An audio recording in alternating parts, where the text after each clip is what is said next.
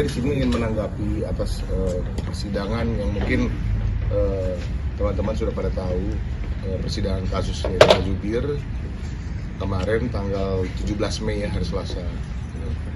Nah, itu kami pun baru tahu hari Jumat tanggal 13 Mei bahwa ada panggilan dari JPU, Jaksa, untuk hadir di persidangan tanggal 17 Mei. Nah, pada saat kami sampai di persidangan, kami telusuri lewat sistem penelusuran perkara di PN Jakarta Barat. Nah, itu ternyata kami juga baru tahu, ternyata sidangnya itu pembacaan dakwaan sudah dilaksanakan 12 April 2022, di mana kami tidak hadir karena kami tidak tahu ternyata sidang sudah dimulai. Memang gitu bisa tanpa kehadiran Nirina. Cuma kan di sini pendapat saya pribadi ya sebagai praktisi hukum ya, karena saya udah ngomong sama klien bahwa itu kami seharusnya diundang karena kita adalah pihak yang berkenan langsung mengalami kerugian langsung dari terdakwa yang sedang disidangkan gitu. Jadi saya bilang ke Nirina bahwa kami akan diundang. Nah, betapa kagetnya kami sebagai praktisi ya kan, ternyata kami tidak diberitahukan untuk hadir di pembacaan dakwaan 12 April 2022. Padahal kami adalah pihak yang mengalami kerugian langsung. Ya, kerugian langsung gitu. Dan saya udah sidang berkali-kali, setiap pembacaan dakwaan jaksa pasti mengundang kita, ya kan, bukan kuasa hukum, prinsipal lah, klien. Kenapa? Karena kan saksi korban itu kan ada data nomor handphone mereka dalam BAP saksi, alamat mereka juga ada, gitu loh. Jadi kalau dibilang tidak wajib bagi kami praktisi hukum ya tidak juga, gitu loh. Contoh, ya kan, menyampaikan surat panggilan kami lewat WhatsApp, ya kan, fisik asli surat panggilan harus kami pegang. Ya kan? Pertanyaannya, menyampaikan lewat WhatsApp wajib nggak? Enggak. Dilakukan nggak? Iya. Gitu loh. Maksud saya, ya kalau misalnya memang tidak wajib, ya tidak wajib seorang korban untuk hadir pembacaan dakwaan, seluruh Indonesia ini harusnya nggak hadir juga. Gitu. Jangan dari 100 perkara, ya kan, cuman klien kami doang, Nirina, yang tidak hadir dalam pembacaan dakwaan. Ya, satu tanggapan kami sebagai praktisi hukum, ya kan. Dua, ya kan, pemeriksaan kemarin total berjalan 4 jam. Dan dari terdakwa mulai kuasa hukumnya menanyakan hal yang sudah dijawab sama Nirina dan keluarganya.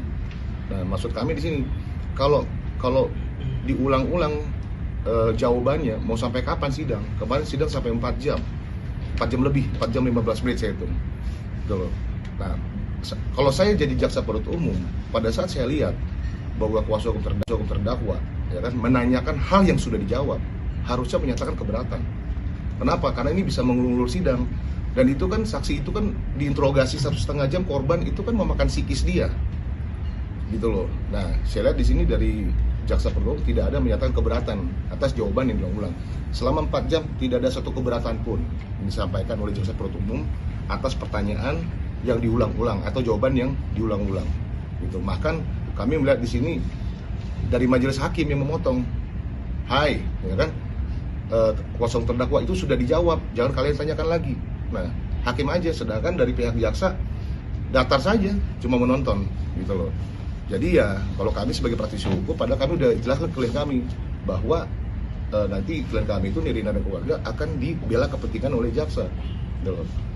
Begitu. Nah, betapa nggak enaknya kami sama klien, ya kan, bahwa kami bilang nanti akan dibela kepentingan sama jaksa, bahwa kami bilang bahwa pembacaan dakwaan kalian pasti akan diberitahukan, tapi dua-duanya tidak terjadi, gitu loh. Nah, terus selain daripada itu, kalau saya banyak pertanyaan yang tidak ada relevansinya dengan perkara pemalsuan dan TPPU yang didakwakan atau dilaporkan. Nah, contoh, ya kan, seperti misalnya apakah sudah membayar pajak, gitu loh. Itu seharusnya mahasiswa hukum semester 3 udah tahu bahwa pembayaran ada kaitannya dengan kepemilikan, gitu loh. Jadi pembayaran pajak itu bukan bukti kepemilikan, dan itu harusnya kan, kalau saya jadi jaksa penuntut umum, itu saya harus menyatakan keberatan. Apa relevansinya bayar pajak dengan pemalsuan? Dan ini ditanyakan berkali-kali loh sama klien kami, ya. Itu satu. Nah, yang nggak relevan lagi, ditanya kepada klien kami bahwa apakah klien kami itu sebagai saksi pas persidangan kemarin membelikan makanan untuk terdakwa. Itu lebih nggak masuk akal lagi menurut saya. Apa hubungannya pemalsuan surat TPPU dengan apakah klien kami pernah memberikan makanan? Tapi untung dari majelis hakim sudah memotong. Tapi kalau saya jadi jaksa penuntut umum, saya langsung menyatakan keberatan tanpa menunggu hakim untuk memotong pernyataannya. Gitu. Nah, kemudian di dalam acara persidangan, saya udah berkali-kali sidang, misalnya kita ada terdakwa, biasanya itu majelis hakim akan membatasi satu terdakwa, 2 kuasa hukum. Itu maksimal, sehingga yang hadir maksimal jika 3 terdakwa itu 6 kuasa hukum. Kemarin yang hadir saya lihat satu terdakwa bisa diwakili 4 atau 5 kuasa hukum. Nah, entah gimana pembagiannya, pokoknya kemarin saya hitung kurang lebih ada 15 orang kuasa hukum terdakwa. Nah, itu saya lihat lagi, apa nggak keramaian ruang sidang itu? Apakah 15 yang bertanya? Tidak, yang nanya cuma 5 orang, itu aja juga yang nanya. Begitu. Jadi klien kami merasa kayak dikeroyok gitu loh.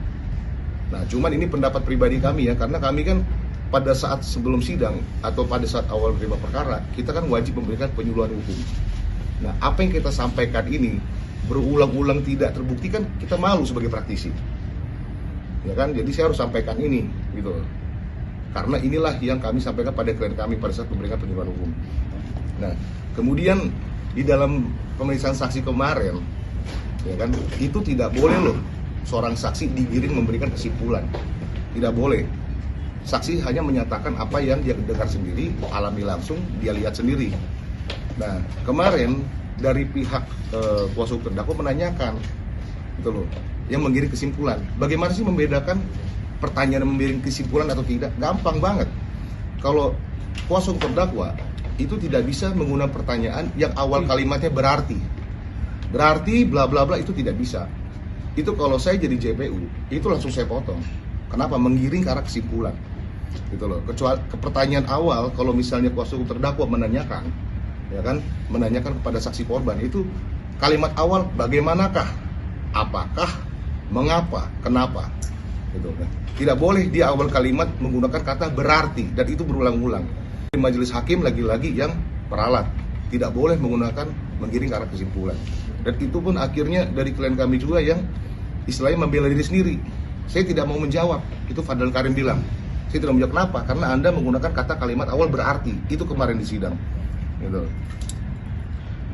Dan kemudian yang lebih lucu lagi, ya kan, pada saat kemarin sidang dari pihak terdakwa kan ditanya klarifikasi, apakah pendapat terdakwa atas keterangan saksi korban. Dia bilang tidak dengar di sana, ya kan, tidak dengar. Kemudian dia SMS atau WhatsApp ke kuasa hukumnya yang hadir di persidangan, gitu loh. Maksud kami, kok bisa, ya kan, seseorang yang sedang dalam rutan menggunakan handphone menghubungi lawyernya yang sedang lagi di dalam acara persidangan, gitu loh. Inilah yang kami tanyakan, gitu loh. Nah, makanya saya di sini kasih pendapat saya sebagai pribadi, ya kan, sebagai praktisi hukum, ya, yang rajin memberikan penyuluhan hukum pada klien saya, supaya klien saya ini melihat bahwa apa yang saya sampaikan itu benar, gitu loh. Saya nggak mau apa yang saya sampaikan ternyata berbeda sama di lapangan sehingga saya dibilang tidak benar, begitu. Nah, itu dulu sekian dari saya. Bang, kalau boleh tahu dakwaannya sendiri itu berbunyi seperti apa, dan terdakwa ini terancam berapa tahun penjara? Nah, itulah yang kami harapkan. Kami tahu karena kami tidak hadir dalam acara persidangan pembacaan surat dakwaan, jadi kami nggak tahu didakwa dengan pasal berapa, ya kan, terus apakah ada subsidiarnya, primernya, adakah pencucian uangnya, kami nggak tahu, gitu loh, karena kami nggak diberitahukan ada sidang pembacaan dakwaan. Tapi dari pihak jaksa memberikan berkas nggak sih Bang, berkas sidang pertama gitu, sementara kan pihaknya Abang juga sebagai saksi korban gitu, dan menjadi korban yang memang dirugikan sekali gitu. Iya, tidak ada ngasih. Oh. Nggak ada ngasih. Jadi kalau ditanya kami nggak tahu sih dakwaannya apa. Kalau kemarin agendanya apa, Bang? Kemarin agendanya kan pemeriksaan saksi korban. Iya, saksi korban. Tuh. Dan kemarin itu ya saya agak lucu ya, bersidang total 4 jam, ya kan, 4 jam. 4 jam itu kan berpotensi sekali, ya kan? Pertanyaan atau jawaban diulang-ulang. Itu tidak ada loh dari JPU menyampaikan keberatan terhadap terdakwa 4 jam ya. Dari kuasa hukum terdakwa juga tidak ada yang menyampaikan keberatan ke JPU. Jadi JPU padahal tuh berseberangan ya posisinya sama kuasa hukum terdakwa. Begitu. Harusnya sih logika saya 4 jam pasti ada yang diulang dan pasti ada keberatan. Gitu. Kemarin ada